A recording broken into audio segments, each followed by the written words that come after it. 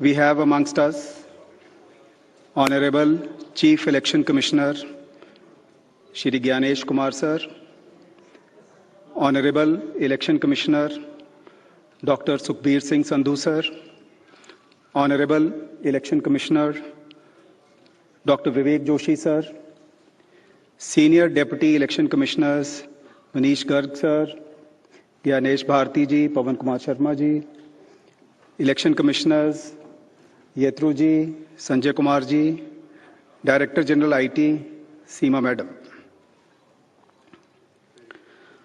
Before we start, I'll just give you briefly let you know that what will be the format of our press conference. We'll start with the address and presentation by Honorable Chief Election Commissioner Sir. That will be followed by a question and answer session. For the question and answer session, as per our previous practice, we'll be taking questions in groups of 5, and then Honorable Chief Election Commissioner would be answering in those groups.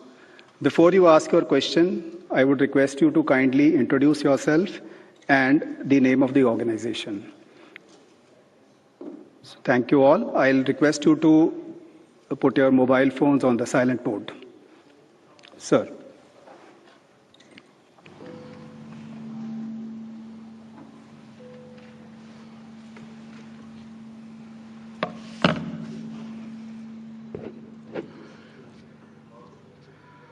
Honorable Election Commissioner Dr. Sukhbir Singh Sandhu Ji, Honorable Election Commissioner Dr. Vivek Joshi, election commission के वरिष्ठ अधिकारीगण और सभी media के साथियों,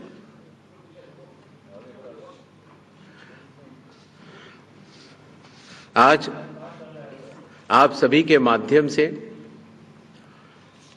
बिहार विधानसभा के आम चुनाव 2025 की तारीखों की घोषणाएं भी होंगी और इस चुनाव में चुनाव आयोग की जो तैयारियां हैं उसके बारे में भी हम आपको बताएंगे। बिहार की पावन भूमि पर 5 वर्षों के बाद अब विधानसभा के चुनाव का आगमन हो रहा है। जैसा कि आप सबको पता है, चुनाव आयोग एक संवैधानिक संस्था है और चुनाव के अपने संवैधानिक कर्तव्य को 2 चरणों में निभाती है।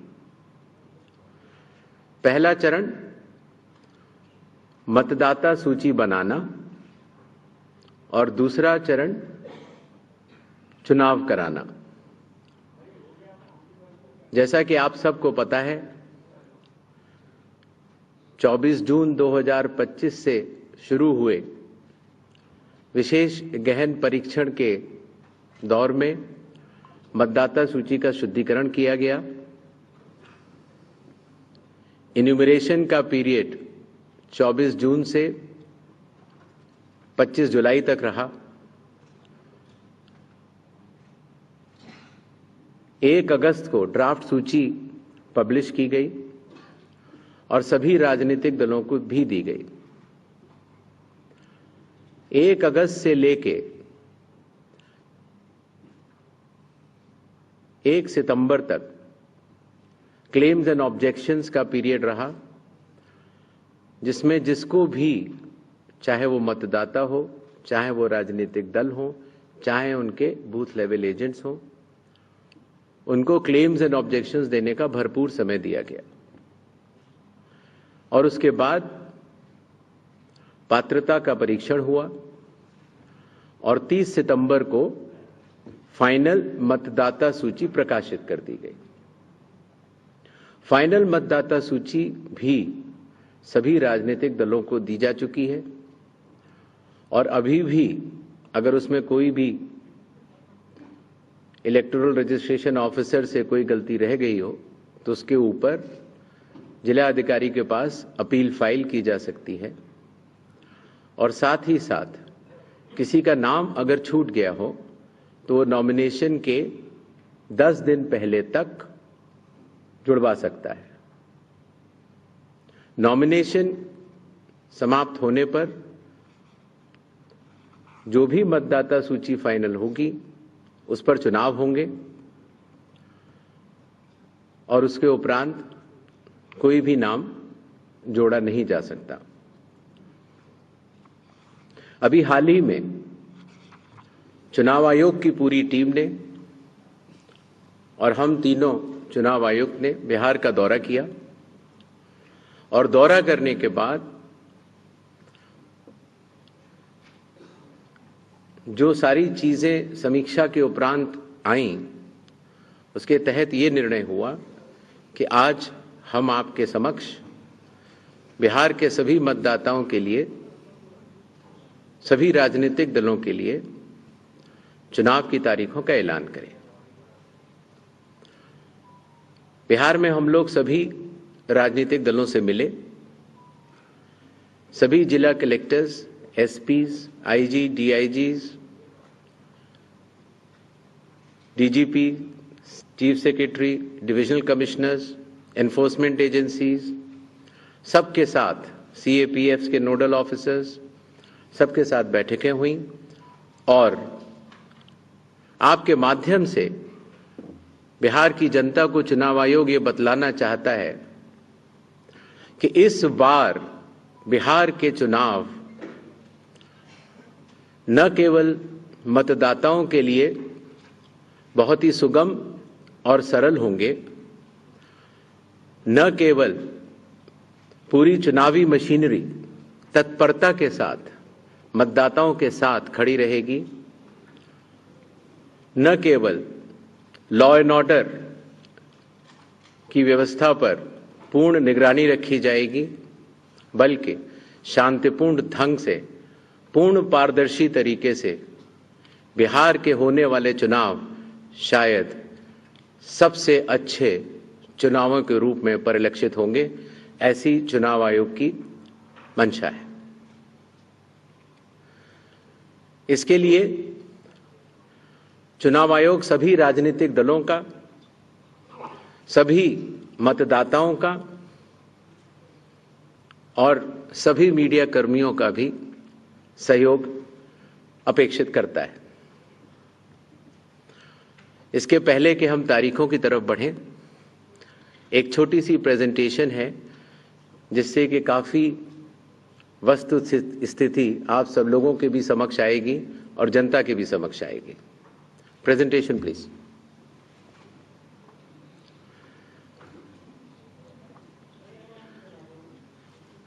बिहार में कुल 243 विधानसभा क्षेत्र हैं। इसमें अनुसूचित जाति के लिए 38 और अनुसूचित जनजाति के लिए 2 रिजर्व्ड हैं। नेक्स्ट। एक ओवरव्यू अगर लिया जाए मतदाताओं का,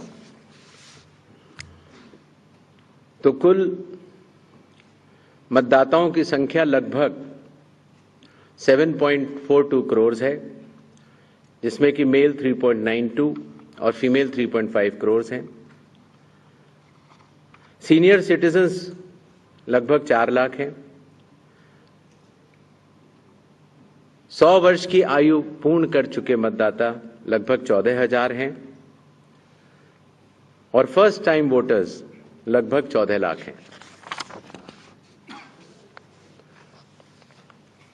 जैसा कि अब आप सबको विदित है, इस बार चुनाव आयोग ने मतदाताओं की सहूलियत के लिए, उनकी सुविधा के लिए हर मतदान केंद्र पर 1200 से ज्यादा मतदाता न हो, ऐसा लक्ष्य रखा है।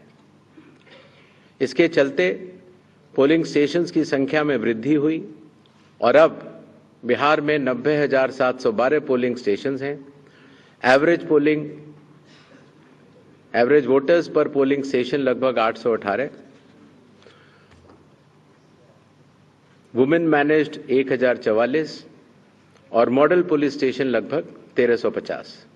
हर पोलिंग स्टेशन पर वेबकास्टिंग की व्यवस्था होगी, जिससे चुनावी प्रक्रिया के ऊपर वरिष्ठ अधिकारियों का पूरा निगरानी किया जा सके। बिहार में कुछ इंटरेस्टिंग चीजें भी हैं। दियारा रीजन में लगभग जो 250 पोलिंग स्टेशन हैं, वहां घोड़े से पेट्रोलिंग होती है और इसी तरीके से लगभग 197 पोलिंग स्टेशंस में नाव के जरिए पोलिंग पार्टीज जाती हैं।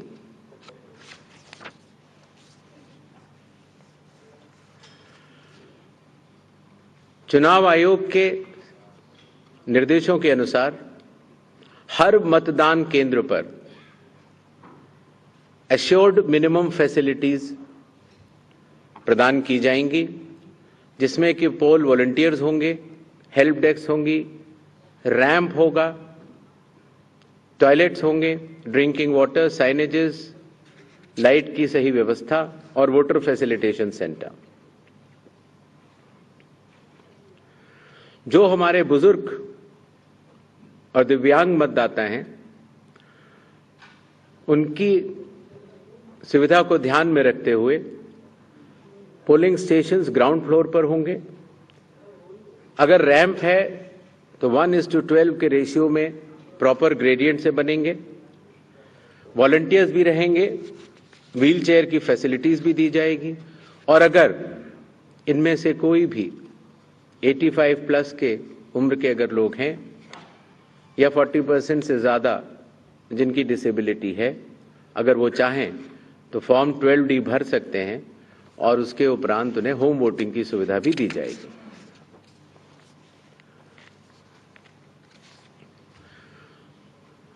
बिहार के दौरे पर चुनाव आयोग ने जिला मजिस्ट्रेट्स को, सुपरिंटेंडेंट्स ऑफ पुलिस को और सभी एनफोर्समेंट एजेंसीज को सख्त निर्देश दिए हैं। Zero tolerance to any violence, no scope for any kind of intimidation और थ्रेट टू वोटर्स और candidates. CAPF will be deployed adequately and in advance as a confidence building measure. All officers to act in absolutely impartial way and easily accessible to all the stakeholders. इसके बारे में मैं आपको बाद में भी बताऊंगा। अगर कोई फेक न्यूज या मिस इन्फॉर्मेशन होती है, खास तौर से सोशल मीडिया या किसी भी और प्लेटफॉर्म पर, तो उस मिस इन्फॉर्मेशन को काउंटर किया जाएगा और स्ट्रिक्ट विजिल रखी जाएगी सारे चेक पॉइंट्स पर, जिससे कि ड्रग्स, लिकर और कैश का इलीगल ट्रांजैक्शन न हो पाए।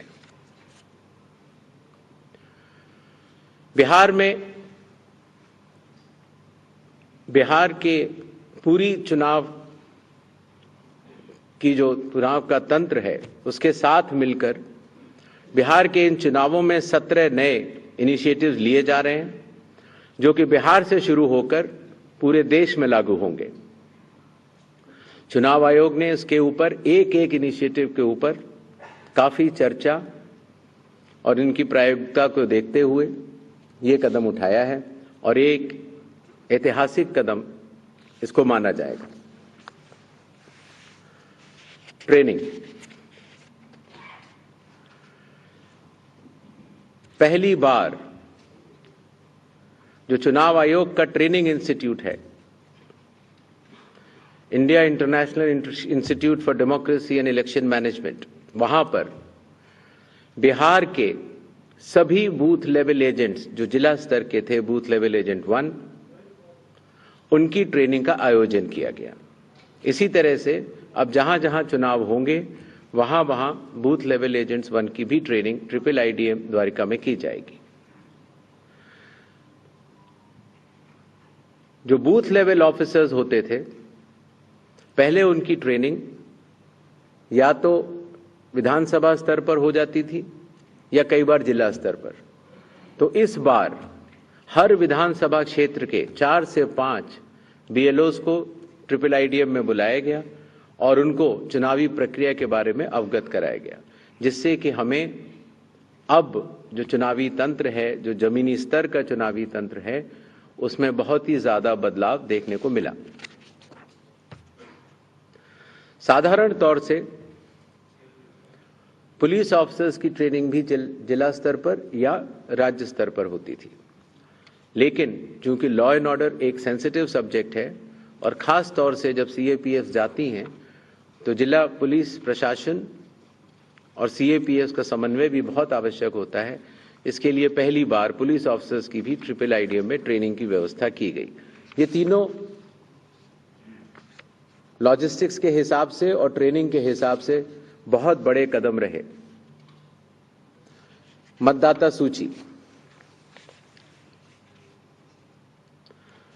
लगभग 22 वर्षों के बाद बिहार में मतदाता सूची के शुद्धिकरण का कार्य सफलतापूर्वक 30 सितंबर को संपन्न हुआ। लगभग सभी राजनीतिक दलों ने यह मांग की थी कि मतदाता सूची में काफी त्रुटियां हैं और इसको मद्देनजर रखते हुए यह कदम उठाया गया। हालांकि सोशल मीडिया पर इसके बारे में कुछ बढ़ चढ़कर कहा गया, लेकिन सत्यता यह है कि आज की तारीख में बिहार के 243 इलेक्टोरल रजिस्ट्रेशन ऑफिसर्स ने 90,000 बूथ लेवल ऑफिसर्स के साथ मिलकर 1.6 लाख बूथ लेवल एजेंट्स, जो कि 12 मान्यता प्राप्त राजनीतिक दलों ने नियुक्त किए थे, उनके साथ मिलकर इस सूची को शुद्ध करने का बहुत ही सराहनीय काम किया है और बिहार ने देश को ये राह दिखाई है। चूंकि विशेष गहन परीक्षण में काफी मेहनत जमीनी स्तर के अधिकारियों को करनी पड़ी, तो जो रिन्यूमरेशन था, जो BLOs का था और जो बाकी अधिकारियों का था, उसको भी कई वर्षों के बाद बढ़ाया गया और खास तौर से EROs और AEROs का ऑनरेरियम तो पहली बार दिया गया।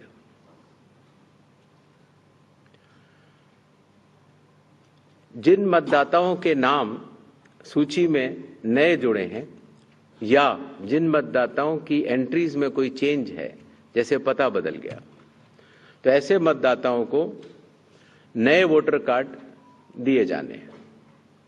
चूंकि पहले कई दिनों तक या कई बार महीने लग जाते थे वोटर कार्ड मिलने में, इसीलिए चुनाव आयोग ने सभी एजेंसियों के साथ मिलकर यह SOP बनाया कि किस तरीके से 15 दिन के भीतर मतदाताओं के हाथ में इलेक्टर फोटो आइडेंटिटी कार्ड, जिसको सामान्यतः वोटर कार्ड कहा जाता है, वो उनके हाथ में आए।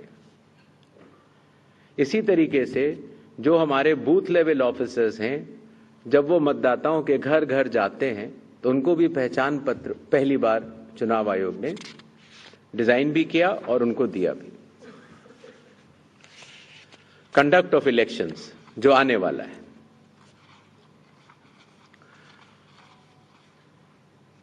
देश की प्रगति को ध्यान में रखते हुए और खास तौर से बिहार की प्रगति को ध्यान में रखते हुए लगभग काफी मतदाताओं के पास मोबाइल होते हैं और उनको इस बात की समस्या रहती थी कि हम मोबाइल लेके अगर घर पर छोड़ के जाते हैं तो दिक्कत होती है और लेके जाते हैं तो हम कहाँ उसको रखें, क्योंकि मोबाइल फोन पोलिंग स्टेशन के अंदर अलाउड नहीं है। इसलिए एक नई व्यवस्था बनाई गई जिससे कि पोलिंग स्टेशन के कमरे के ठीक बाहर कोई भी मतदाता अपना मोबाइल फोन जमा करा सकता है, अंदर जाके अपना वोट डाल सकता है और बाहर आने के बाद अपना मोबाइल लेके घर जा सकता है। हर मतदाता को नॉमिनेशन का प्रोसेस खत्म होने के बाद एक वोटर इंफॉर्मेशन स्लिप दी जाती है।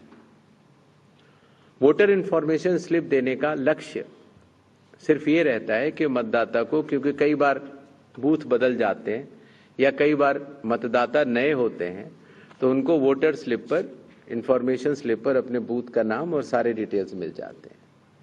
तो वोटर इंफॉर्मेशन स्लिप पर बहुत ही छोटा चेंज करने के बाद मतदाताओं की सहूलियत बहुत बढ़ गई, क्योंकि उसमें उनका पोलिंग स्टेशन का नंबर, पोलिंग स्टेशन की जगह कोने में बड़े रूप में दिखा दी गई। पहले उनको पूरे में ढूंढना पड़ता था।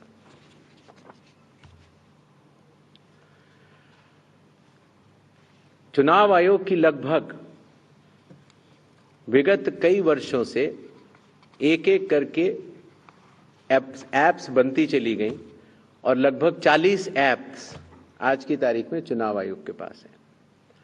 तो इन सबको एक जगह समन्वित करते हुए, क्योंकि हर मतदाता या हर स्टेक होल्डर हर 40 ऐप को डाउनलोड नहीं कर सकता, तो ECI नेट जैसी मदर ऑफ ऑल एप्स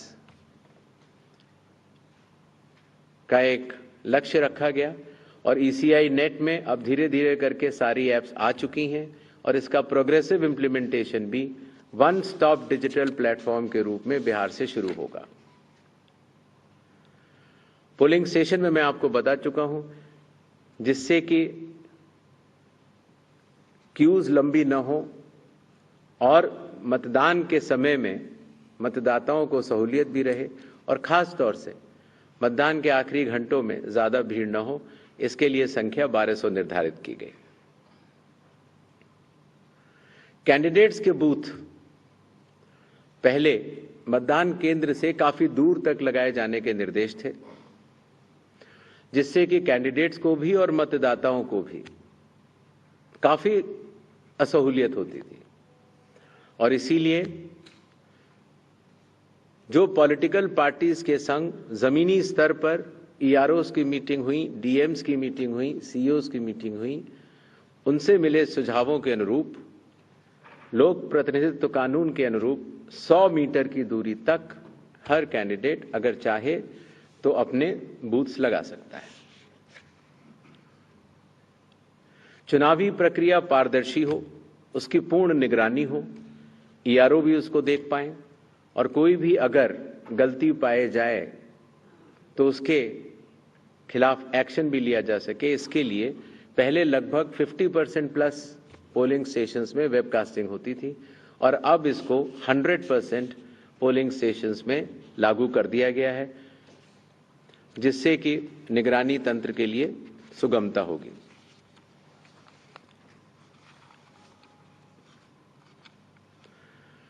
कई बार प्रत्याशियों ने ये शिकायत की थी कि जो हमारी फोटो होती है वो चूंकि ब्लैक एंड व्हाइट में आती है और जमा तो कलर करते हैं तो वो पहचान में नहीं आती और काफी हतोत्साहित उनको होना पड़ता है जब वो EVM में उनकी फोटो अच्छी नहीं आती है। तो छोटा सा कदम, लेकिन इसमें फिर चुनाव आयोग ने निर्णय लिया कि एक तो फोटो कलर लगाई जाएगी और साथ ही साथ जो सीरियल नंबर होता है उसका फॉन्ट भी बड़ा किया जाएगा, जिससे कि प्रत्याशियों की पहचान भी आसानी से हो जाए और मतदाताओं को सुविधा भी हो। काउंटिंग, कई बार जब मॉक पोल होता है तो मॉक पोल के समय मॉक पोल का डेटा डिलीट करना प्रिसाइडिंग ऑफिसर्स भूल जाते हैं और इसीलिए जब काउंटिंग होती है तो फॉर्म 17C और काउंटिंग यूनिट का मिलान नहीं हो पाता। ऐसे केस में किसी भी शंका को न रखा जाए, इसलिए जब भी 17C या वीवीपैट में मिसमैच होगा तो उन EVM से रिलेटेड वीवीपैट्स की पूर्ण गिनती की जाएगी। इसी तरीके से ये भी एक मांग सभी राजनीतिक दलों की थी कि पोस्टल बैलेट्स की गिनती पहले शुरू की जाए और पहले खत्म की जाए। तो इसलिए चुनाव आयोग ने पारदर्शिता के लिए भी और इसके लिए भी, जिससे कि पोस्टल बैलेट्स पर पूर्ण ध्यान दिया जाए उनकी गिनती पर और कोई जल्दबाजी भी न की जाए, तो EVM के लास्ट 2 राउंड से पहले पोस्टल बैलेट की गिनती समाप्त करना अनिवार्य होगा। जैसा आप सब लोग को पता है, जब चुनाव खत्म हो जाता है तो फिर आंकड़ों की आवश्यकता कई लोगों को पड़ती है, मीडिया को भी होती है, एनजीओज को भी होती है, सिविक सोसाइटीज को होती है और आम जनता को भी होती है। तो इसके लिए चुनाव आयोग की एक पद्धति रही जिसको इंडेक्स कार्ड कहा जाता है, लेकिन इंडेक्स कार्ड का सारा डेटा कलेक्ट करने में कई बार सप्ताह और कई बार महीनों लग जाते थे। तो अब चूंकि ECI नेट भी आ रहा है और डिजिटल का युग है, इसीलिए digital index cards and reports सारे आपको चुनाव खत्म होने के कुछ ही दिनों के भीतर वेबसाइट पर या ऐप पर मिल जाएंगे। इस चुनाव की विशेषता है ये slide. The entire election machinery of Bihar is just a call away. अर्थात अगर कोई भी मतदाता या कोई भी व्यक्ति ECI नेट ऐप को डाउनलोड करता है और अगर अपने एपिक नंबर डिटेल को डालता है, वोटर कार्ड के नंबर को डालता है, तो वो अपने BLO से बात कर सकता है। वो अपने जो बूथ लेवल ऑफिसर्स हैं उनको अपनी कॉल बुक कर सकता है और बात कर सकता है। अगर उसकी कोई भी समस्या है तो वो BLO से बात करके उसका निदान कर सकता है। इसी तरीके से जो इलेक्शन कमीशन का बहुत पॉपुलर नंबर है 1950, आपको भी कोई भी बिहार का मतदाता अगर इस समय बिहार से बाहर है तो भी उसको सिर्फ +91 अगर मोबाइल से आप डायल करते हैं तो +91 जो इंडिया का कोड है वो लगाना है। STD कोड जहां का भी आपकी विधानसभा क्षेत्र है वहां के SDM का STD कोड और 1950 अगर आप ये डायल करते हैं तो 243 EROs सारे मतदाताओं की सेवा के लिए खुले रहेंगे। इसी तरीके से अगर आपको ERO के कॉल सेंटर से संतुष्टि नहीं मिलती है तो 38 DMs के यहां भी आप 1950 पे कॉल कर सकते हैं और पटना में CO के यहां भी कॉल कर सकते हैं। ये एक बहुत बड़ी व्यवस्था है जिसको कि लॉजिस्टिकली पूरा सही से बना दिया गया है और आशा है इस सुविधा के बाद शायद दुनिया का शायद ही ऐसा कोई चुनाव होगा जिसमें कि 90,712 BLOs, 243 EROs, 38 DEOs और CO स्वयं मतदाताओं के लिए किसी भी दिक्कत अगर उनको आ रही है या ग्रीवेंस है उसके लिए सचेत रहेंगे। नेक्स्ट, ये भी बिहार में पहली बार हो रहा है। पहले जो ऑब्जर्वर्स हम लगाते थे कुछ असेंबलीज को मिलाकर लगा देते थे, लेकिन अब 243 असेंबलीज में 243 जनरल ऑब्जर्वर्स होंगे जो कि विभिन्न राज्यों से वरिष्ठ IAS अधिकारी नामित किए गए हैं जो कि बिहार के रहने वाले नहीं हैं। इसी तरीके से जो लॉ एंड ऑर्डर के लिए जो पुलिस ऑब्जर्वर्स हैं वो हर जिले में एक होंगे और एक्सपेंडिचर ऑब्जर्वर्स को हम लोगों ने चुनाव आयोग ने कुछ असेंबलीज को मिला के नामित किया है। इन ऑब्जर्वर्स के फोन नंबर भी और असेंबली किस असेंबली से हैं वो आपको ECI नेट पर भी मिल जाएंगे और वेबसाइट पर भी मिल जाएंगे, जिससे कि अगर कोई भी ऐसी बात है या शिकायत है तो आप इन ऑब्जर्वर्स को बतला सकते हैं। Observers of the election commission work as eyes and ears of the election commission. तो ये सुविधा भी इस चुनाव में हर असेंबली में मौजूद रहेगी।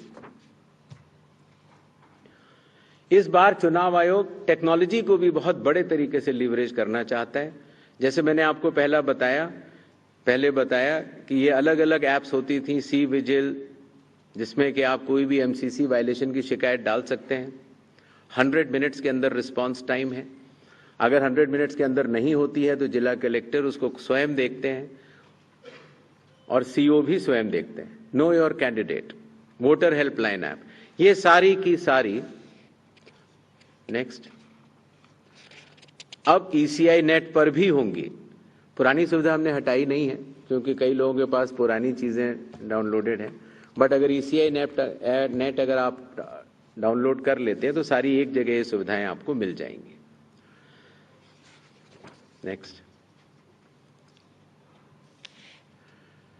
बिहार के मतदाताओं की संख्या आपको जान करके अचरज होगा कि उससे बड़े मतदाताओं की संख्या दुनिया के सिर्फ 10 या 11 देशों में ही है। बिहार के चुनाव आयोग मानता है कि मदर ऑफ ऑल इलेक्शंस है और इसीलिए हर लेवल पर, हर स्तर पर चुनावी कर्मियों की तैनाती है। पोलिंग पर्सनल लगभग 4.5 लाख, सेक्टर ऑफिसर्स लगभग 9,600, माइक्रो ऑब्जर्वर्स लगभग 17,800, micro observers for counting 4,800, counting official लगभग 28,000, पुलिस ऑफिशियल 2.5 लाख, और जहां पर भी आइडेंटिटी ऑफ वोटर्स का इश्यू आता है, सहायता देने के लिए आंगनवाड़ी सेविकास भी उपलब्ध रहेंगी और कुल मिलाकर 8.5 लाख चुनावी कर्मी बिहार विधानसभा के आम चुनाव 2025 में रहेंगे। अब मेरे ख्याल से तारीखों का ऐलान कर देना चाहिए। नेक्स्ट, बिहार के चुनाव 2 फेजेस में होंगे। पहले फेज के गैजेट नोटिफिकेशन 10 तारीख को आएगा, दूसरे का 13 को। Last date of making nominations पहले फेज की 17 को होगी, दूसरे की 20 को। स्क्रूटनी 18 और 21। विड्रॉल की आखिरी तारीख 20 अक्टूबर और 23 अक्टूबर, और डेट ऑफ पोल 6 नवंबर थर्सडे और दूसरा 11 नवंबर ट्यूसडे। काउंटिंग 14 नवंबर को होगी और पूरी चुनावी प्रक्रिया 16 नवंबर तक समाप्त कर ली जाएगी। नेक्स्ट, जो बिहार के 38 जिले हैं उनको 2 भागों में बांटा गया है। जो आप पीला रंग देख रहे हैं वो फेज 1 है और जो आप गुलाबी रंग देख रहे हैं वो फेज 2 है। इसकी सॉफ्ट कॉपी आप सब लोग को दे दी जाएगी। नेक्स्ट, बिहार के आम चुनावों के साथ साथ 8 बाई इलेक्शंस भी होंगे। जम्मू कश्मीर के 2, बडगांव और नगरोटा, राजस्थान के अंता, झारखंड की घाटशिला, तेलंगाना जुबली हिल्स, पंजाब में तरन तारन, मिजोरम में दंपा, ओडिशा में नौपादा।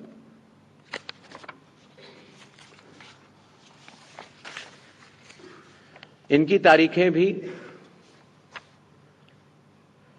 अलग अलग कॉन्स्टिट्यूंसी के हिसाब से यहां पर दी गई हैं।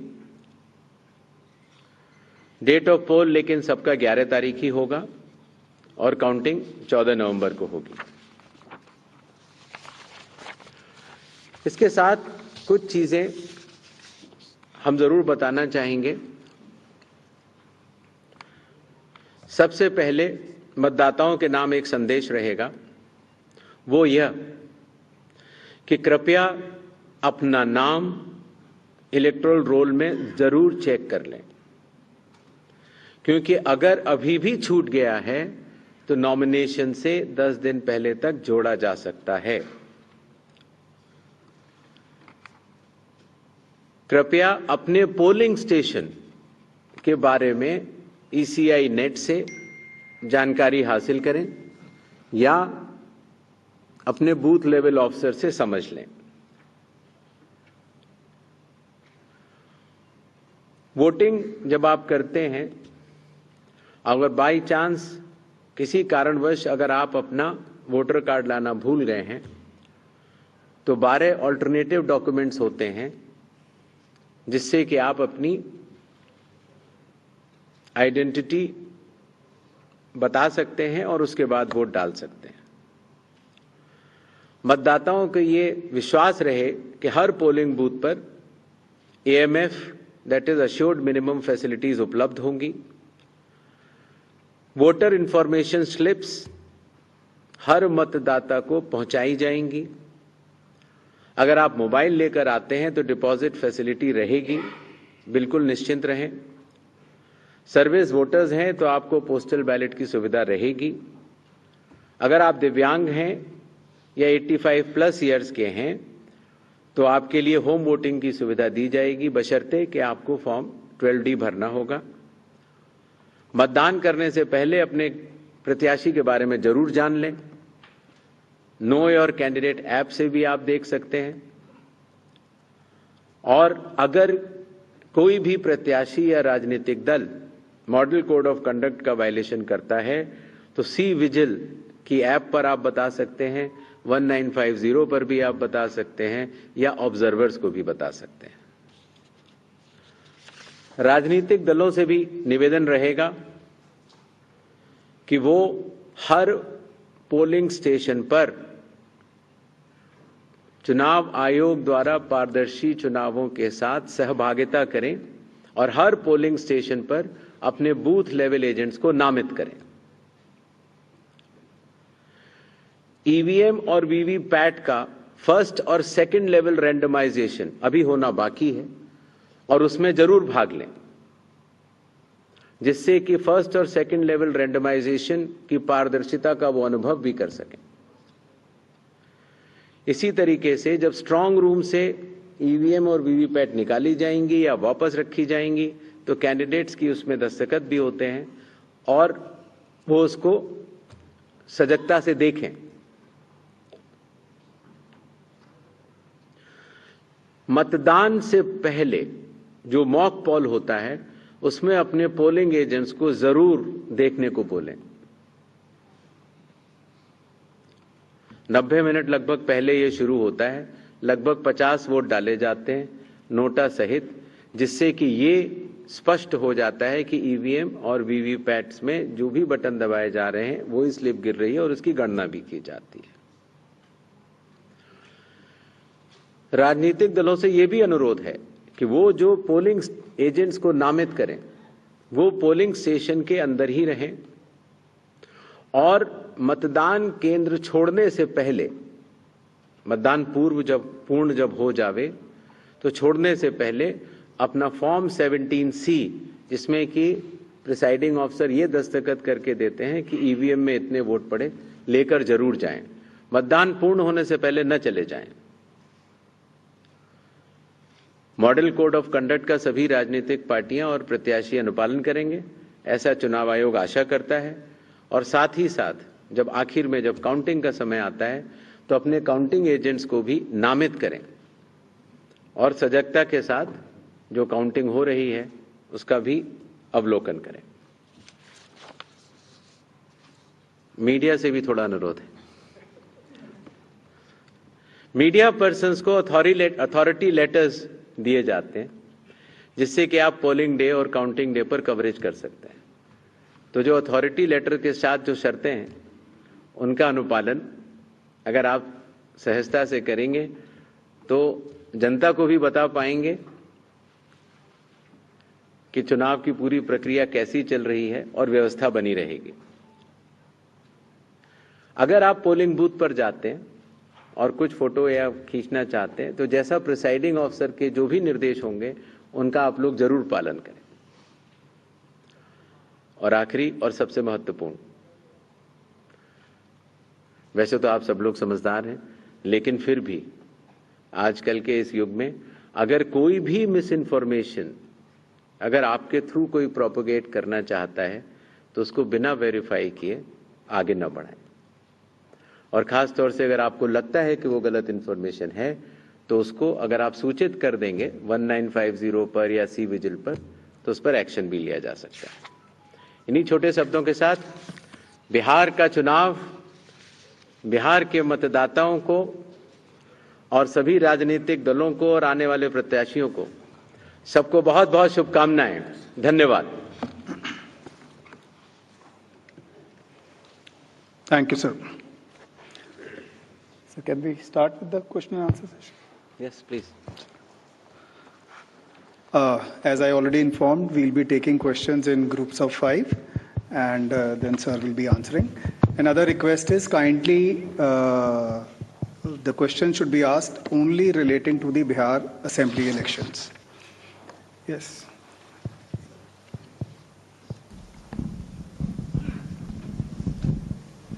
सर मैं मनीष अग्रवाल नवभा टाइम से इधर सर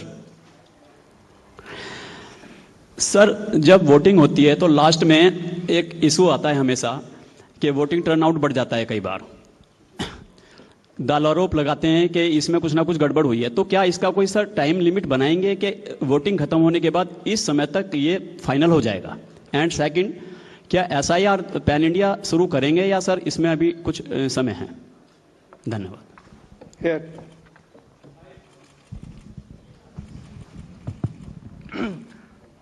सर नमस्कार मैं न्यूज़ नेशन से सर मोहित दुबे हूं सर आपने बिहार को लेके अनाउंसमेंट तो कर दिया है लेकिन कांग्रेस लगातार SIR को लेकर सवाल उठाती रही है बिहार विधानसभा चुनाव को लेकर एक और आप SIR बिहार में करवा रहे थे दूसरी ओर राहुल गांधी वोट चोरी का मुद्दा वहां पे उठा रहे थे और आपकी विश्वसनीयता पे सवाल उठा रहे थे कि चुनाव आयोग की विश्वसनीयता खराब हो गई है तो क्या एक बड़ी चुनौती आप देखते हैं जिस तरीके से राहुल गांधी और कांग्रेस पार्टी तेजस्वी यादव आपके ऊपर आरोप लगा रहे हैं यहाँ तक तेजस्वी यादव बार बार राहुल गांधी बार बार ये कह रहे हैं कि निष्पक्षता के साथ चुनाव होना चाहिए क्या जवाब देंगे आप Sir, Arunima from CNN News 18, right here. So the SIR process has ended here. But is there any data point available as to how many illegal immigrants were detected at the end of the SIR process? Sir, Raman from News 24. आपने 2 phase में चुनाव का ऐलान किया बिहार चुनाव के लिए इसमें बहुत सारे राजनीतिक दलों की तरफ से सुझाव आया था कि एक फेज में करवाया जाए उसमें क्या दिक्कत थी और एक सवाल सर इससे जुड़ा हुआ है कि घुसपैठिए के बारे में अभी तक कोई बयान चुनाव आयोग की तरफ से नहीं आया है कि कितने घुसपैठिए आपको मिले। सर मैं पीयूष पांडे हूं TV9 भारतवर्ष से सर मैं इधर हूं पीयूष पांडे TV9 भारतवर्ष से मेरा सवाल सोशल मीडिया और AI के जो ब्यूटिफिकेटेड जो वीडियोस आते हैं उनको लेकर के है क्योंकि मैंने लास्ट टाइम भी आपसे पूछा था क्या इसको लेकर के कोई मैकेनिज्म बनाया गया है किस तरीके से इसको हैंडल करेंगे क्योंकि बड़े पैमाने पर ऐसा किया जाता है और अनजान होते हैं लोग वो इसके झांसे में भी आ जाते हैं तो इस बारे में आप अगर पूरी जानकारी दें। We'll take the next round later. I'll request sir to answer these questions. सबसे पहले वोटर टर्नआउट का विषय ले लेते हैं। पहले क्या होता था कि हर 2 घंटे पर जो 10 या 12 बूथों के ऊपर जो सेक्टर मजिस्ट्रेट्स होते हैं वो प्रिसाइडिंग ऑफिसर से फोन पर डेटा लेने के बाद रिटर्निंग ऑफिसर को देते थे और रिटर्निंग ऑफिसर उनको वोटर टर्नआउट ऐप में भरते थे। ये एक non statutory non instruction based एक आम जनता की सहूलियत के लिए एक आंकड़ा दिया जाता था। तो 9 बजे 11 बजे 1 बजे 3 बजे 5 बजे 5 बजे के बाद चूंकि मतदान खत्म होना होता है 6 बजे तो कई बार प्रिसाइडिंग ऑफिसर्स ये डेटा नहीं दे पाते थे बिकॉज अगर क्यू लगी हुई है और या उनको बहुत सारी प्रक्रियाएं पूर्ण करनी होती हैं तो वो फिर डेटा जब प्रिसाइडिंग ऑफिसर्स अपने कलेक्शन सेंटर पे जब ईवीएम जमा कर देते थे तो उसके बाद दे पाते थे। तो इसलिए कई बार कुछ लोग इस मुद्दे को उठाते थे कि साहब 5 बजे जो है इतना प्रतिशत था और रात को 11 बजे इतना हो गया। कई जगह ऐसा भी हो जाता था कि प्रिसाइडिंग ऑफिसर्स को लौट के आने में रात के 12 भी बज जाते थे और कई बार वो चूंकि रात इतनी हो जाती है तो उस समय कई बार सुबह डेटा भरता था। सत्य अवस्था ये है कि हर पोलिंग बूथ पर जितने वोट पड़े वो मतदान समाप्त होने पर फॉर्म 17C के तौर पर हर प्रत्याशी के पोलिंग एजेंट को दे दिए जाते हैं। डेटा एंट्री में पहले इतना समय लगता था। अभी हाल ही में जो पहले 3-4 बाई इलेक्शंस हुए, उसमें हम लोगों ने इस भ्रम को भी हटाने के लिए एक नई व्यवस्था लागू की, अर्थात मतदान समाप्त होने पर मतदान केंद्र पर जो पोलिंग एजेंट्स उपस्थित होंगे उनको तो 17C दिया जाएगा, लेकिन प्रिसाइडिंग ऑफिसर महोदय जो ECI नेट के अंदर जो VTR की नई ऐप होगी उसमें वो आंकड़े भर देंगे। और भरने के बाद कुछ जगह ऐसा होता है जहां इंटरनेट की सुविधा नहीं होती तो ऑफलाइन भी भर सकते हैं। इसीलिए जब तक वो लोग काउंटिंग सेंटर तक आएंगे तो ये अप्रॉक्सीमेट वोटिंग ट्रेंड्स आपको मिल जाएंगे और उसमें बढ़ोतरी की संभावना खत्म हो जाएगी। जहां तक दूसरा सवाल था SIR पैन इंडिया की बात, तो अगर आप 24 जून के चुनाव आयोग द्वारा निर्गत आदेशों को देखेंगे तो पैन इंडिया अर्थात हर स्टेट और यूटी में SIR करने का निर्णय चुनाव आयोग ले चुका है।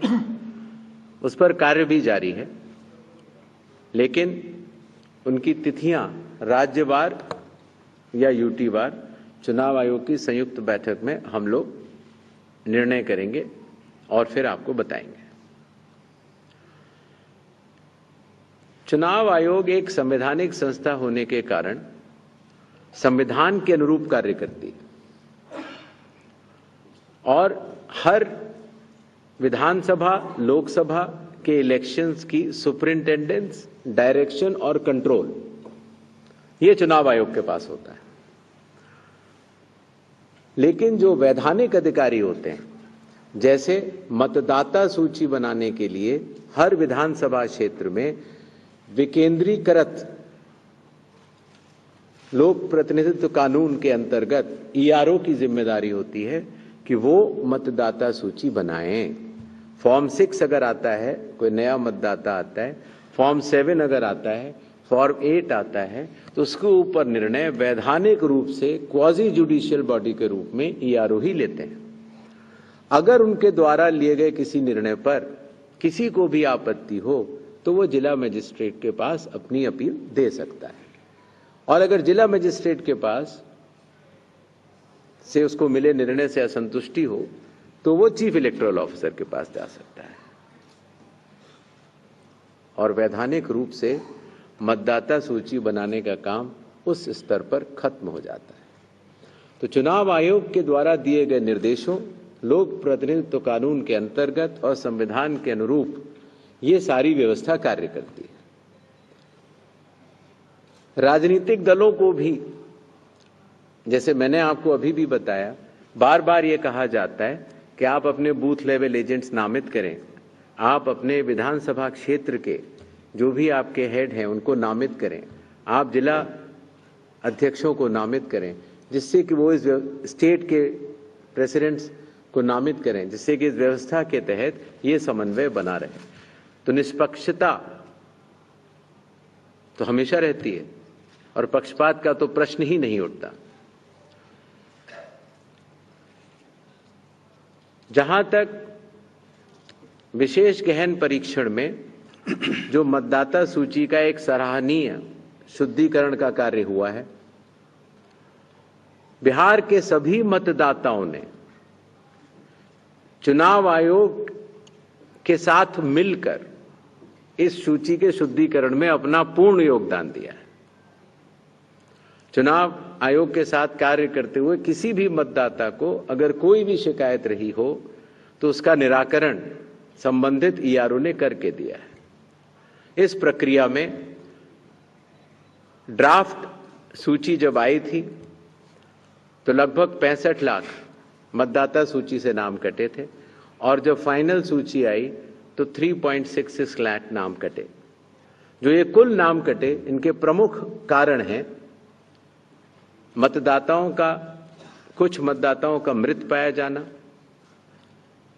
कई मतदाताओं का भारत के नागरिक के रूप में अपनी जब जांच हो रही थी तो उसमें सक्षम न पाया जाना, कई मतदाताओं के कई जगह नाम बने हुए थे, उनका एक जगह नाम आना, और कई मतदाताओं का बिहार से स्थायी प्रवास हो जाना। चूंकि ये सारी सूचियां विधानसभा के स्तर पर, जिला के स्तर पर और राज्य के स्तर पर सभी से साझा की जा चुकी हैं और आंकड़े सहित साझा की जा चुकी हैं, इसीलिए ये अलग अलग जो आप की बात कर रहे हैं वो चुनाव आयोग के स्तर पर नहीं, ईआरओ, डीईओ और सीईओ के स्तर पर इसका पूर्ण विश्लेषण उपलब्ध है। सोशल मीडिया पर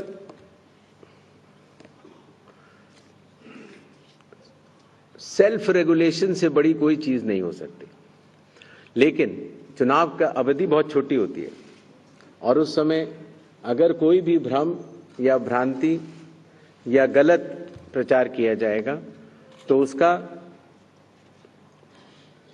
काउंटर, जैसे मैंने आपको पहले बताया था, उसका तुरंत करने की व्यवस्था जिला अधिकारियों के दफ्तरों में भी की गई है, सीईओ के ऑफिस में भी की गई है और आशा है कि एक रिस्पॉन्सिबल सिटीजन्स होने के नाते, रिस्पॉन्सिबल मतदाता होने के नाते चुनाव आयोग यह विश्वास करता है कि सोशल मीडिया की स्वतंत्रता का लोग दुरुपयोग नहीं करेंगे और एक सेल्फ डिसिप्लिन तरीके से इस चुनाव को आगे बढ़ाएंगे। Sir, Ritika, Am I audible? I'll come. Sir, this is Ritika Chopra from the Indian Express. I'm right here to your left. Sir, to your left. Hi, sir. Sir, आपने mention किया था कि as far as breakup of foreigners is concerned, ये शायद information would be available at the level of the CEO and EROs. But the ECI itself had given us a very detailed breakup when the draft roll was published for the reasons of deletion. So why is it that the Commission is not be able to tell us how many voters were deleted on account of non-citizenship? We're asking this question because at the time when this decision was announced, the Commission had very staunchly defended its right to check for eligibility criteria, including citizenship. Commission had repeatedly cited Article 326. So in light of that, now that the exercise is over, if you can just tell us how many foreigners were indeed found. And secondly, sir, आपने कहा कि SIR पे अभी decision नहीं हुआ है, but till about October में SSR की प्रक्रिया full swing में शुरू हो जाती थी. तो जब तक आपका वो SIR का decision नहीं होगा, sir, will the summary revision start? Because by 1st you have to publish the draft roll. Thank you. Yes. नाम शोएब रज़ा है, इंडिया टीवी से मैं हूँ।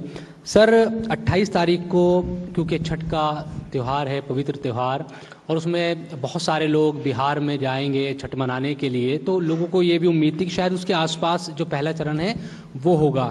लेकिन 6 अक्टूबर में चूँकि पहला चरण है, तो क्या इन चीज़ों का ख्याल आप लोगों ने रखा जब जो चरण का आपने ऐलान किया है? इसके बारे में थोड़ा आप बताइए सर। नीरज सर, मैं प्रशांत हूँ सर, न्यूज़ 24 से। हेलो। पोलिंग डे के दिन बहुत सी शिकायतें आती हैं बोगस वोटिंग की, फेक वोटिंग की, उसका क्या अरेंजमेंट है? दूसरा कि जो महिलाएं घूंघट में हैं, जो महिलाएं बुर्के में हैं, उनकी पहचान कैसे होगी? इसको लेकर कुछ सेक्टर्स में अक्सर हंगामा होता है, सवाल खड़े होते हैं, इसके लिए क्या इंतजाम है पहचान के लिए? हेलो सर, मैं अरविंद दैनिक जागरण न्यूज़पेपर से सर, राइट आप सीधे। सर, मेरा सवाल है कि आपने भी चुनाव की पारदर्शिता के लिए आपने बहुत सारे कदम उठाए हैं जो अच्छे हैं। एक फ्री वीज का एक बड़ा इशू है जो लंबे समय से है, पॉलिटिकल पार्टी लगातार उसका चलन बढ़ता जा रहा है, उसको आयोग कैसे देखता है और क्या उसको मानता है कि उस पर कोई रोक लगनी चाहिए? Sir I am Neeraj sir, I am Banne from Madhyamam daily, I am from रीज। You told that 100% webcasting at all polling stations. Hello. Will you share CCTV footages as asked by some opposition parties? Did you change your stand on that? Hello. Next one. Hello. Sir, Neeraj हूँ, news 18 India से, बिहार, इधर यहाँ sir. Sir Neeraj हूँ, news 18 India से। बिहार चुनाव की तैयारियों के फॉलोअप में तमाम आरोप चुनाव आयोग पे लगाए गए, राहुल गांधी हो या विपक्ष के दूसरे दल हो, SIR का भी मसला था और बिहार में भी यात्राएं निकाली गई। आप लोग का आकलन क्या है, क्योंकि आप पे भी पर्सनलाइज्ड हमले किए गए, आप लोग का आकलन क्या है, क्यों इस तरह से चुनाव आयोग पे हमले हो रहे हैं, और क्या कोई अब तक विपक्ष के नेताओं ने या विपक्ष के दलों ने कोई सबूत दिया है जो वो सवाल खड़े कर रहे हैं आप लोग के समक्ष? क्योंकि पिछली ब्रीफिंग में आपने राहुल गांधी से भी 1 हफ्ते के अंदर शपथ पत्र मांगा था। सर,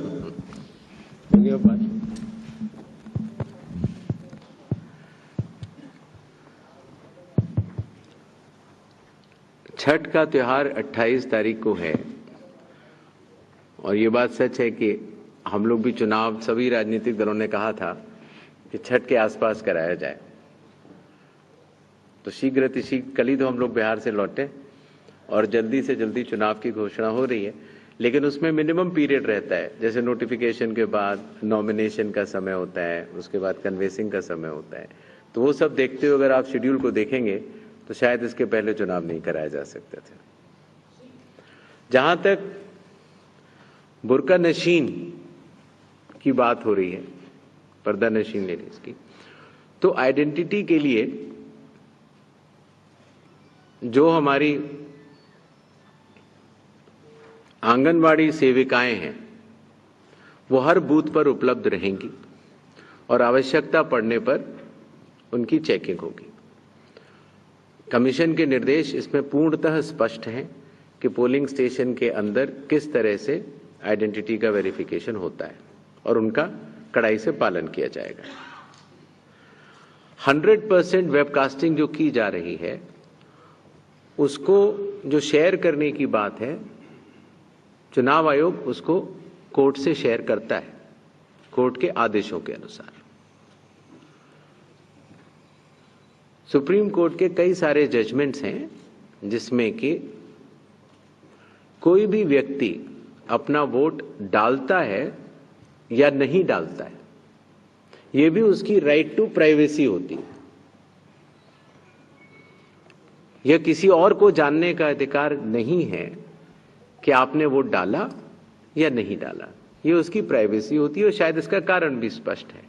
कारण यह है कि अगर किसी भी प्रत्याशी या राजनीतिक दल को यह पता लग जाए कि आपने वोट नहीं किया है तो उसके परिणाम अलग हो सकते हैं। और इसलिए फॉर्म 17A एक होता है जिसमें कि वोटर्स, जब आप वोट करने जाते हैं तो आप दस्तखत भी करते हैं और एक सीक्वेंस में उसकी आपका समय भी लिखा जाता है, आपका नाम भी होता है। वो 17A सिर्फ और सिर्फ हाईकोर्ट को, माननीय हाईकोर्ट को दिया जा सकता है अगर कोई इलेक्शन पिटीशन हो। और वेबकास्टिंग पोलिंग स्टेशन की 17A के बराबर ही है और वोटर की प्राइवेसी रखनी होती है और इसीलिए ऐसे वेबकास्टिंग को सिर्फ और सिर्फ हाईकोर्ट को दिया जा सकता है। इसके विरुद्ध कुछ लोग गए भी थे कोर्ट में, महाराष्ट्र हाईकोर्ट में भी गए थे। वहां महाराष्ट्र हाईकोर्ट ने पुराने सुप्रीम कोर्ट के जजमेंट को यथावत ठहराया और उसकी अपील के लिए भी लोग सुप्रीम कोर्ट गए थे। तो सुप्रीम कोर्ट ने फिर महाराष्ट्र हाईकोर्ट के फैसले को सही ठहराया, अर्थात वेबकास्टिंग सिर्फ और सिर्फ हाईकोर्ट को ही दी जा सकती है और वो भी इलेक्शन पिटीशन दायर करने पर। जहां तक फ्रीबीज की बात है, इसके ऊपर बहुत चर्चाएं मीडिया में आती रहती, लेकिन चुनाव आयोग MCC डिक्लेयर करने के बाद MCC के अनुरूप निर्देशों का कड़ाई से पालन करता है। और आज इस प्रेस कॉन्फ्रेंस के बाद अगर ऐसी कोई भी शिकायत अगर संबंधित अधिकारियों को मिलती है तो इसके ऊपर कड़ाई से कार्रवाई होगी।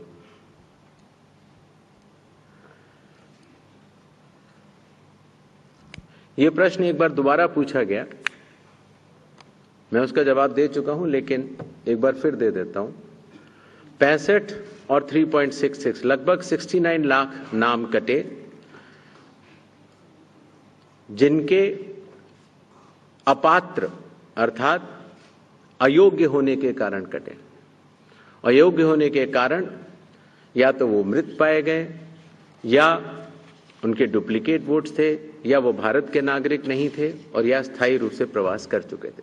कुल आंकड़े हम आपको दे चुके हैं, और अलग अलग आंकड़े, ये व्यवस्था भी आपके मीडिया के माध्यम से मतदाताओं को मैं बताना चाहता हूं कि विकेंद्रीकृत व्यवस्था में मतदाता सूची ईआरओ बनाता है और उसके ऊपर अपील डीएम और सीईओ की होती है। इसका अनुपालन जो लोक प्रतिनिधित्व कानून है सभी को करना है, चुनाव आयोग को भी करना है और आपको भी करना है।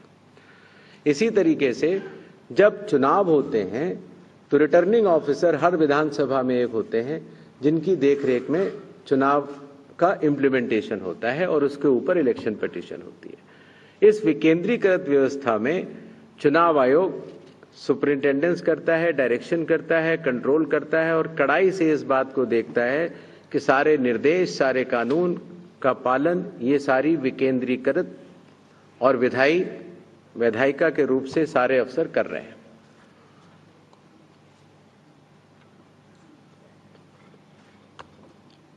बाकी कुछ पॉलिटिकल रिटोरिक्स अगर होते हैं तो उसके ऊपर चुनाव आयोग रिएक्ट नहीं करता है। ये मेरे ख्याल से डेमोक्रेसी में चलता है। Hello hello sir, on your left sir, Animesh from the Tribune sir, on your left here sir, around 22 lakh women voters have been deleted from the list of Bihar voters, and most of them have been found to be residing near those districts which are bordering Nepal. आवाज साफ नहीं आ रही, थोड़ा सा। Can you hear me? 22 lakh नहीं आ रही, लेकिन वो क्लैरिटी अब आ रही है। माइक बदल। Sir, 22 lakh women voters have been deleted from Bihar's list, and most of them have been found to be residents of districts which are neighboring Nepal. So, any specific reason for this, or was it as per the rules which you have specified? जी sir, मैं इधर हूँ गौरव, business standard से। मैं Archit will come back to you. Just next you. सर, Gaurav Shrivastava, Times Now Bharat से sir, इधर।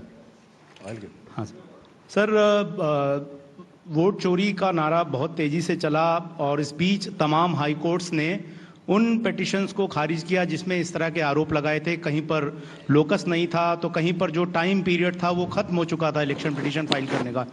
ये जो आरोप इलेक्शंस खत्म होने के कुछ महीनों बाद निकल कर आते हैं, बिहार चुनाव को लेकर भी क्या इस तरह के आरोप अगर लगते हैं तो इलेक्शन कमीशन किस तरीके से लोगों को जागरूक कर रहा है कि इस तरह की जो पिटीशंस हैं उनको फाइल करने के लिए एक तय कानून है, तय नियम है और उसके लिए मतदाता होना जरूरी है, लोगों को एफिडेविट देना जरूरी है। ये जो भ्रम की स्थिति, क्योंकि इसके बाद आप पूरे देश में एसआईआर कराने की तैयारी में, जाहिर तौर पर कुछ मतदाताओं के नाम जुड़ेंगे, कुछ के बाहर होंगे, तो ये पूरे देश में भ्रम की स्थिति ना पैदा हो, कानूनी रूप से भी और सड़कों पर भी, इसको लेकर चुनाव आयोग क्या तैयारी कर रहा है। दूसरा सर सवाल यह है कि कल सुप्रीम कोर्ट में जस्टिस सूर्यकांत की बेंच पर एसआईआर की वैधता को चुनौती देने वाली याचिकाओं पर सुनवाई है। इलेक्शन कमीशन की इस सुनवाई के दौरान जो है वो कोर्ट ने यह भी कहा था कि अगर जरूरत पड़ी तो हम पूरी इस प्रक्रिया को भी जरूरत पड़ने पर वैध या अवैध करार दे सकते हैं। अभी चूंकि सुनवाई सब जुडिस है, तो क्या सुप्रीम कोर्ट, क्या इलेक्शन कमीशन मानता है कि जो एसआईआर की प्रक्रिया है उसे अंतिम मुहर सुप्रीम कोर्ट से एक तरह से मिल चुकी है जो बिहार में पूरी प्रक्रिया हुई है? सर, इधर मेरा नाम रविंद्र है। मैं ये पूछना चाहता था कि आपने कहा कि 2 फेजेस में चुनाव होगा। अगर पिछले 20-25 साल का देखें तो 2005 में 4 फेज में था, 2010 में 6 फेज, 2015 में 5 फेज फिर से, और 2020 में 3 फेज था। If you can share with us what were the considerations to reduce it to just 2 phases, and if it's been reduced to 2 phases, why not 1 phase? Thank you. Sir इधर sir, मेरा नाम रविंद्र सिंह शोरान है, मैं एक independent journalist हूँ। Sir, मेरा सवाल यह है कि इलेक्शन को निष्पक्ष कराना आपके लिए एक चुनौती है। पहला आपका इलेक्शन है सीईसी के तौर पर, तो आपको शुभकामनाएं। लेकिन उससे भी बड़ा जो चुनौती है वो साख का संकट है कि इलेक्शन कमीशन की जो साख है वो इस वक्त बहुत स्टिक पे है, और ये केवल क्वेश्चन पॉलिटिकल पार्टीज और चुनाव आयोग के बीच का नहीं है, जनता के बीच में भी ये सवाल उठ रहा है। उसको आप लोग कैसे उसका आंसर देने की कोशिश करेंगे? क्योंकि आमतौर पर लगता है इलेक्शन कमीशन सवालों के जवाब दे नहीं रहा है, जो जनता जानना चाहती है, एक बात। और दूसरी बात ये अभी जो restrict yourself to one question, please. There are others also waiting. MCC लागू होने के बाद के 10,000 रुपए जो दिए गए हैं पॉलिटिकल जेडीयू और बीजेपी ने, उस पर आप लोग कुछ, उसके पहले जो दिए गए हैं, क्या उस पर भी आप लोग कुछ चेक करेंगे सर? मैं अश्विन कुमार सिंह एनडीटीवी से। सर एक पहला सवाल ये था, जब आप लोग कमीशन गया वहाँ पे आपने इंडिविजुअली पॉलिटिकल पार्टी से मीटिंग की, क्या किसी भी पार्टी ने आपके सामने एसआईआर पर अपनी चिंताएं व्यक्त की after publication of electoral roll जो फाइनल पब्लिश हुआ उसके बाद भी? क्या किसी ने ऑब्जेक्शन रेज किया? और दूसरा सर इसी में जुड़ा हुआ था कि आधार कार्ड को 12वां दस्तावेज जब सुप्रीम कोर्ट ने बोला, उसके बाद से क्या इलेक्शन कमीशन को ये डेटा दे सकता है कि कितने इलेक्टर्स का इंक्लूजन सिर्फ आधार के बेसिस पे हुआ है? ठीक।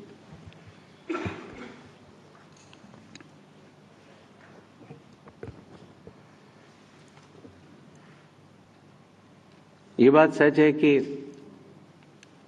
अब बिहार के जो चुनाव हैं उनकी फेजेस कम होते होते 2 हो गई।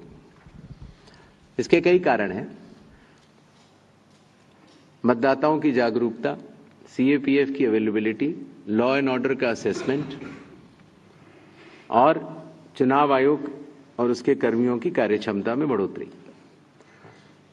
ये सारे फैक्टर्स देखते हुए 2 फेज में चुनाव कराना उचित भी लगा और ये भी लगा कि इससे चुनाव कराने में भी सबको सरलता होगी। जहां तक चुनाव आयोग और मतदाताओं के बीच का संबंध है, मतदाताओं को चुनाव आयोग पर पूरा भरोसा है। 7.5 करोड़ 42 लाख बिहार के मतदाता चुनाव आयोग के साथ खड़े हुए हैं और चुनाव आयोग को भी मतदाताओं पर पूर्ण भरोसा है कि वो इस चुनाव को सफल बनाएंगे।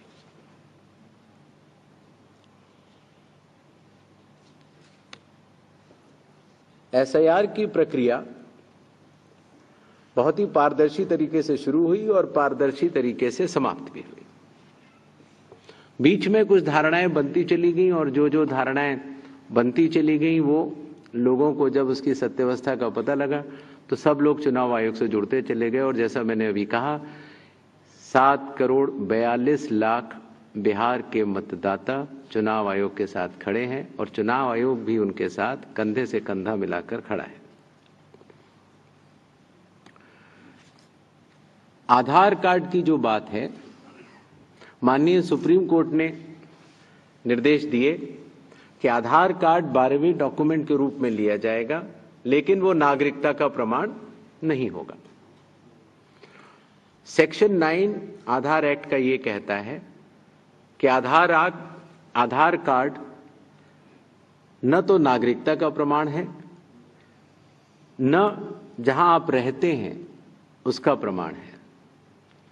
2023 से पहले कई सुप्रीम कोर्ट के जजमेंट्स आए जिसमें यह निर्णय दिया गया कि आधार कार्ड डेट ऑफ बर्थ का प्रमाण भी नहीं है। अर्थात कुल मिला के अगर देखें तो सुप्रीम कोर्ट के डिसीजंस के अनुसार, आधार एक्ट के अनुसार आधार डेट ऑफ बर्थ का प्रमाण नहीं है, जहां आप रहते हैं डोमिसाइल उसका प्रमाण नहीं है और सिटीजनशिप का प्रमाण नहीं है। आधार आपकी पहचान का प्रमाण है।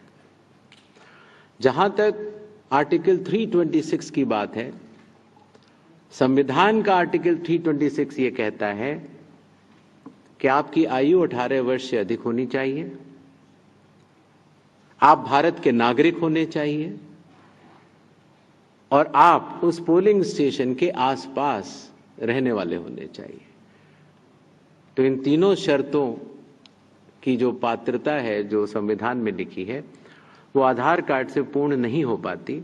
आधार कार्ड पहचान का प्रमाण पत्र रह जाता है, जो कि बहुत जरूरी चीज है। तो सुप्रीम कोर्ट के आदेशों के अनुपालन में चुनाव आयोग ने आदेश भी जारी किए और उसका पूर्णतः पालन भी हो रहा है।